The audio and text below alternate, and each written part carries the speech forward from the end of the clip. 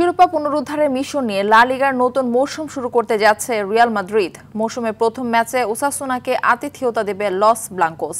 Santiago বার্নাব্যুতে Bangladesh সময় রাত ১টায় শুরু হবে ম্যাচটি। এই ম্যাচে জয়ের ব্যাপারে আশাবাদী রিয়াল কোচ জাভি আলোনসো। নাজমুস সাকিবের রিপোর্ট। লা লিগার সবশেষ মৌসুমে শিরোপার স্বপ্ন ভেঙেছিল রিয়াল মাদ্রিদের। চিরপ্রতিদ্বন্দ্বী বার্সেলোনার সঙ্গে মাত্র ৪ পয়েন্টের ব্যবধানে পিছিয়ে থেকে রানার্স আপ হয়ে মৌসুম শেষ করতে হয় হোয়াইটদের। এবার সেই শিরোপাটা ঘরে তুলতে বদ্ধপরিকর জাভি আলোনসোর বাহিনী।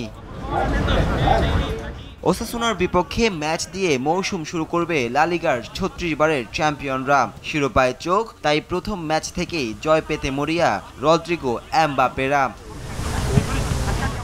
এই ম্যাচে অভিষেক হওয়ার দারুণ সম্ভাবনা রয়েছে আর্জেন্টাইন অ্যাটাকিং মিডফিল্ডার ফ্রাঙ্কো মাস্তানতুনোর। তবে শুরুর একাদশে জায়গা না মিললেও তাকে দেখা যেতে পারে বদলি খেলোয়াড় হিসেবে। ম্যাচের আগে দলের সম্ভাব্য খেলোয়াড়দের সঙ্গে তার অনুশীলন ও কোচিং স্টাফদের বাড়তি নজরদারি দিয়েছে সেই ইঙ্গিত। এদিকে ইনজুরিতে থাকায় দলের সেরা খেলোয়াড় জুড বেলিংহামকে ছাড়াই মৌসুম শুরু করতে হচ্ছে রিয়াল মাদ্রিদকে। এই ম্যাচে থাকছেন না ফার্ল্যান্ড মেন্দি, অ্যান্ড্রিক বেলিংহামের মতো খেলোয়াড়রা। ৬ মাসের নিষেধাজ্ঞায় থাকা আন্তোনিও রুডিগারকেও মিস করবে রিয়াল মাদ্রিদ। তবে ওসাসুনাকে আটকে দিতে রিয়ালের রক্ষণ ভাগে থাকবে অ্যাডেল মিলিটারো, আলভারো ক্যারেরাসের মতো রক্ষণ দেয়াল। ফলে মৌসুমের প্রথম ম্যাচে রিয়ালের জাল খুঁজে পেতে হলে ঘাম ঝরাতেই হবে আলেসিও লিসির শিষ্যদের।